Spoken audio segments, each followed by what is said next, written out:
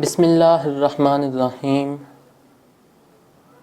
السلام علیکم ناظرین، اسلامک وظائف چینل میں خوش آمدید۔ ناظرین، اس ویڈیو میں آپ ملاحظہ فرمائیں گے عدالتی مقدموں میں کامیابی پانے کا قرآنی وظیفہ۔ ناظرین، نفسا نفسی کے اس دور میں بہت سے لوگ دوسروں کی جائیداد پر قبضہ کر لیتے ہیں یا جائیداد ہتھیانے کے لیے کسی پر ناجائز مقدمہ کر دیتے ہیں۔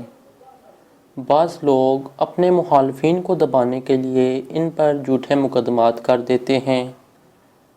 ایسے مقدمات میں پھنسے ہوئے لوگوں کے لیے ان مقدمات میں کامیابی کے لیے وظیفہ پیش خدمت ہے۔ ناظرین، مقدمے میں کامیابی کا وظیفہ ملاحظہ فرمائیں۔ وظیفے سے پہلے ایک ضروری انتباہ: یہ وظیفہ وہی کرے جو کسی جھوٹے مقدمے کا شکار ہے یا پھر جس نے کوئی مقدمہ کیا ہے تو حق پر کیا ہے۔ ناجائز مقدمہ کرنے والے اور دوسروں کا حق مارنے والے اس وظیفے سے دور رہیں، ورنہ اللہ کریم کی پکڑ سے بچنا محال ہے اور سخت نقصان بھی اٹھانا پڑے گا۔ انما امرہ اذا اراد شیئا ان یقول لہ کن فیکون۔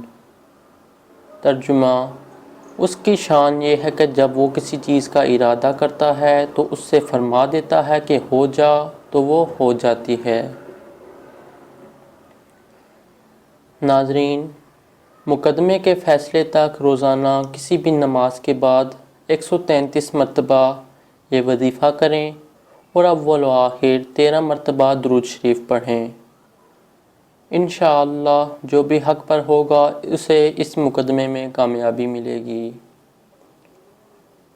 اللہ کریم ہم سب کو ہر قسم کے جھوٹے مقدمات سے محفوظ رکھے، آمین۔ ناظرین، ویڈیو دیکھنے اور چینل سبسکرائب کرنے کا بہت بہت شکریہ۔ آنے والی ویڈیو تک کے لیے اجازت دیجیے۔ اللہ حافظ۔